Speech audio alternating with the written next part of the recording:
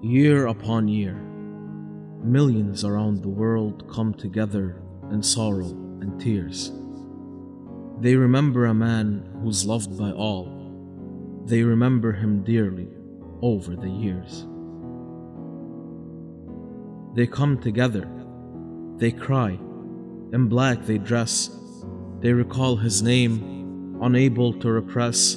They remember their hero and beloved, Imam Husayn, killed in Karbala, thirsty and alone, and not a drop of rain.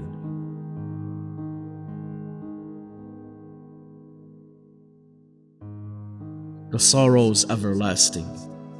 The heart remains tender. Every time Husayn's name is spoken, the heart tends to remember. It weeps and compels tears to fall. Husayn sacrificed not just for a few, Husayn sacrificed for all. And I ponder a question that shakes me from within. Why such love for Husayn? What invokes his memory time and time again? I tremble at the magnitude of this great man, and I attempt to tell his story as best I can. I tell my heart to tell the world why I love a man named Husayn, what invokes his memory time and time again. Lend me an open heart to trek through the folds of time to the land of Karbala and learn the story of the sublime. Husayn left Medina, his beloved city, along with his family and children. His loyal friends came as well. He headed to Kufa to aid oppressed people, to restore their morale. The Kufans had invited him. They said, "Come, let us expel this Yazid of treachery that forces us into slavery. Come help us rebel. Come lead us and guide us and cast upon us the dress of dignity. Come Husayn, you alone are our remedy."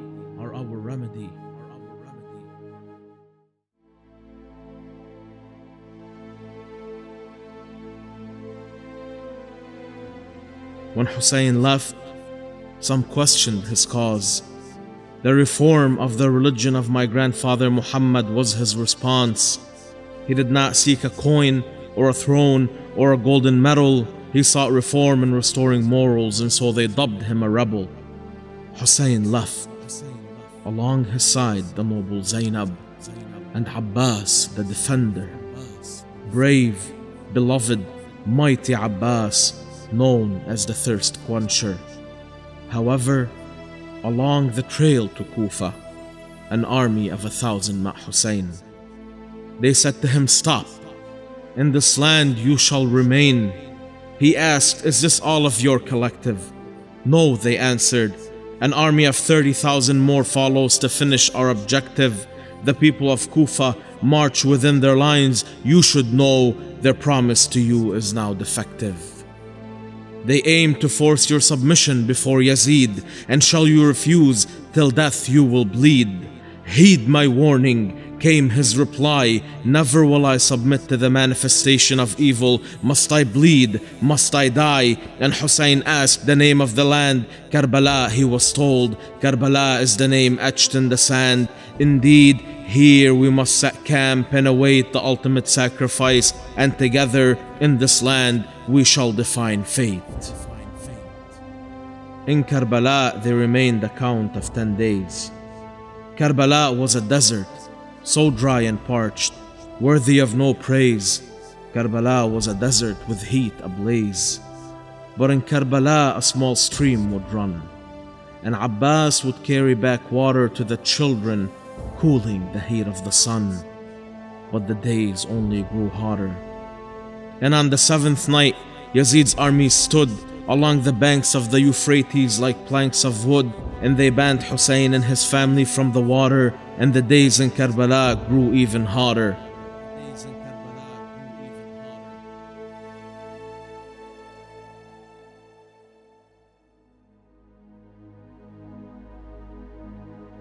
And on the night before the 10th day, under the glowing stars, Zainab did say, with her lips ever so chapped in grains of sand, despair within the air, creeping through the features of the land, Zainab would say, "Husayn, the people have lost their way. My brother, must you stay? 'Tis a tragedy, can't you delay? Hussein, tomorrow the children will cry and no longer play, and I will remain when your soul soars away. Hussein, she spoke to the night. She said with every beat of her heart, with every speck of her might, O night, stay dark, don't become bright. Stay, O night, seal your horizons tight. O night, remain, don't allow dawn's light. O night, have mercy upon my plight and prevent the morning of the 10th day.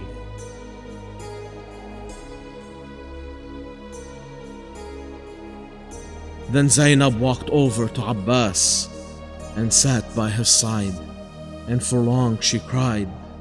She would wonder, why has time lied? Abbas, why has time lied?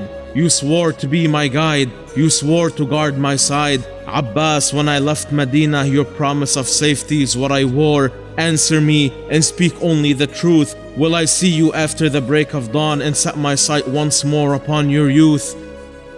Abbas, tomorrow the children will cry and no longer play, and I will remain when your soul soars away. Abbas, she spoke to the night. With every beat of her heart, with every speck of her might, O night, stay dark, don't become bright. Stay, O night, seal your horizons tight. O night, remain, don't allow dawn's light. O night, have mercy upon my plight and prevent the morning of the 10th day.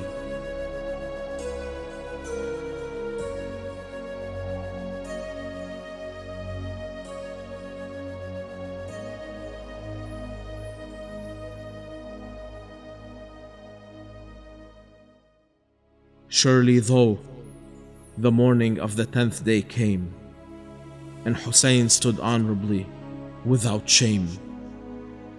He stared death in its eyes, and with his stare he tamed death and evil. He stood proud against this shame. Hussein, said the army of filth, you have one choice. Obey, submit to Yazid, and you can rejoice. Accepting evil is a heinous choice. Yazid is Satan dressed in human flesh, and those honorable as I will commit no such sin and accept this mess. Which rejoice do you speak about? It's better to die without a doubt. It's more worthy that I am killed cloaked in my honor than to submit to Yazid and shame my grandfather. Which rejoice do you speak about? It's better to die without a doubt. Hear my words, allow them to sink deep in your veins. Killing me places you within shackles and chains. You will shackle your conscience for committing such a crime, then shackled you will burn when it's judgment time. Yet, despite the sincere admonition to such men, they remained determined to kill Hussein. And in the bellies of their bows they loaded their arrows, and with hands of malice they unleashed them like sparrows. The children watched with fear as the heroes received the arrows. Brave women let down their tears. There in the horizon appeared death and its gallows. The tips of the flying spears broke first blood, and drops tinted red mixed with the sand and mixed with the mud. Hussein said, friends, these arrows are the messengers, and the message is martyrdom. So rise and quell your fears to attain your freedom. Hold your blades with a firm grip and carve into humanity's history the story of your honor, the story of your victory. And the friends of Hussein rode into the abyss. They ravaged the sand, reshaped the land. They etched their poetry with their blood. They sang the songs of their wounds, breaking the silence of the horizon with their bliss, and their sacrifice echoed. In love we have fallen, in love we have fallen with Hussein. Shall he be threatened? Like gusting wind we rise and fulfill the calling, even if we don't remain. Soon their bodies fell and collided with the sand, but their souls were raised high over that land. The angels of mercy raised them above to the heavens that they love. Surely they had earned a transcendent rank for sacrificing their thirsty bodies near the Euphrates bank.